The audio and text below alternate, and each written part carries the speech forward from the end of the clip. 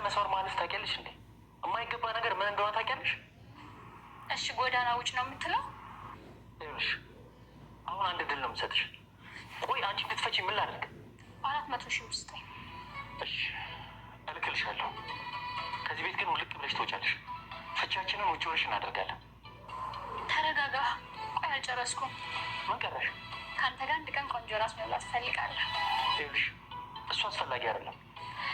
ለእኔ ግን አስፈላጊ ነው። ለእኔ አስፈላጊ አይደለም። ስለዚህ ይቀራል። እኔም አልፈታም።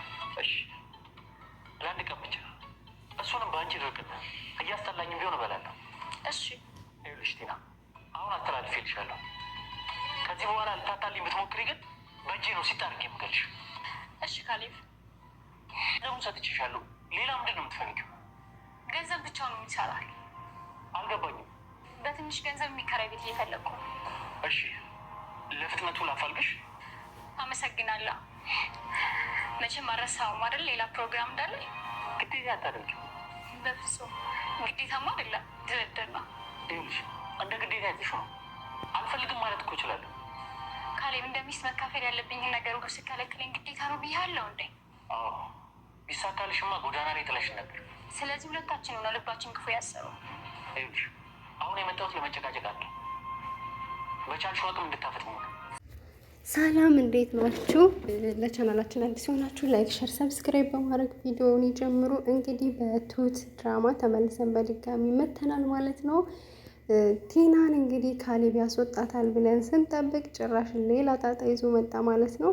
ማለትም ቲና ቆይ ምን ባደርግሽ ነው የምትፈችኝ ይላታል ካሌብ። እሷም ደግሞ መልሳ እኔ እንድፈታ ከፈለግ 400,000 ብር ስጠኝ ትለዋለች። እሱም እሺ በማለት 400,000 ብሩን አስተላለፈላት ማለት ነው። ቢሆንም ግን የመጨረሻ እራት አብራኝ እንድትበላ እፈልጋለሁ ትለዋለች። እሱም አምኗት ስለነበረ እራት እንግዲህ አብሯት ወጣ። ቢሆንም ግን እሷ የሚጠጣው መጠጥ ውስጥ መድኃኒት አድርጋበት ስለነበረ አብሯት እንዲያደር አድርገዋለች ማለት ነው። ይሄ ደግሞ በተዘዋዋሪ በሌላ መልኩ እንግዲህ ለእሷ ምንድን ነው አርግዣለሁ ብላ ከዛ ቤት አልወጣም ለማለት ይጠቅማታል ወይም ደግሞ ትጠቀምበታለች ማለት ነው። እንግዲህ እሱም ይሄንን ስላሰበ ሽማግሌውን በጣም ተናደውበታል። ቲናም ደግሞ ትዳሬን ልኖርበት እኛ መሀል አትግቢ በማለት ለትሁት እየነገረቻት ነበረ። ትሁትም እንግዲህ ዝም ብለሽ አትቀባጥሪ፣ እኔ ስራዬን ነው እየሰራው ያለሁት በማለት መልሰላታለች። ቢሆንም ግን ቲና እንግዲህ ሁላችሁ እኔን ተውኝ፣ እኔ ከባሌ ጋር እንግዲህ ልኖርበት በማለት መልሰላታለች። ቢሆንም ደግሞ ሽማግሌው ከቲና ጋር ካሌብ በማደሩ ምክንያት ሄዶ ሊነግረው ሲል ምኑን ነው የምትነግረኝ? አብራችሁ ማደራችሁን ነው ይህ ገልቶ በማለት በጣም ተናዶበታል። እውነት ለመናገር አባቱ ብቻ ሳይሆን እኛ ተመልካቾችን በጣም ነው የተናደድ ነው። ምክንያቱም የቲና ነገር ሊያበቃ ነው። ኤደንን ያው ተወዳጅ ልጅ ናት።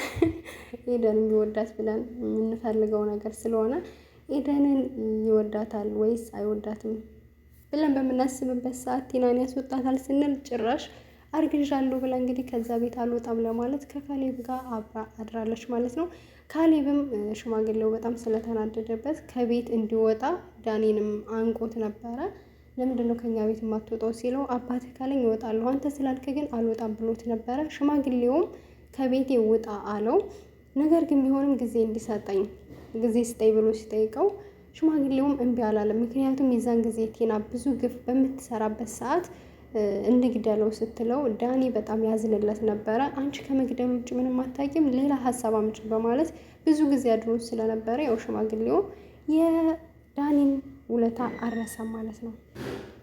ያው ሽማግሌው የዳኒን ውለታ ስላረሳ እንግዲህ የቤት መፈለጊያ ጊዜ ይሰጠዋል ማለት ነው። ቶሎ አያባርረውም። በሌላ በኩል ደግሞ ካሌብ እና ኤደን እንግዲህ የውሸት ፍቅረኛሞች ሆነው ካሌብ ጠይቋት ነበረ። ኤደንም እሺ ብላ በመስማማት እነ ካሌብ ቤት መታ ነበረ። ትሁት አብራችሁ ሁኑ ብላ ነግረው ነበረ። እሱም የሽማግሌው ሀሳብና የትሁትን ሀሳብ ሲያይ ከኤደን ጋር በሆነ አሪፍ ይሆናል በማለት ከኤደን ጋር ሆኑ ቤት ድረስ መጥተው ነበረ። ቤት ድረስ መጥተው ዳኒ ሲያያቸው በጣም ተናደደ። ከየት ተገኘሽ? ጠፍተሻል ነበር እንዴ ሲላት፣ አዎ ካሌብ ፈልጎ አገኘ ካለሁበት ስትለው ዳኒ አቅለሸለሸኝ አለ ማለት ነው በዛን ሰዓት። ከዛ ቲናም ቼክ ላድርገው ብላ አብረው ተከትለው ሄደሽ ማለት ነው። እንግዲህ በቅናት እየተንገበገቡ ነው። ምንም ማድረግ አይቻልም።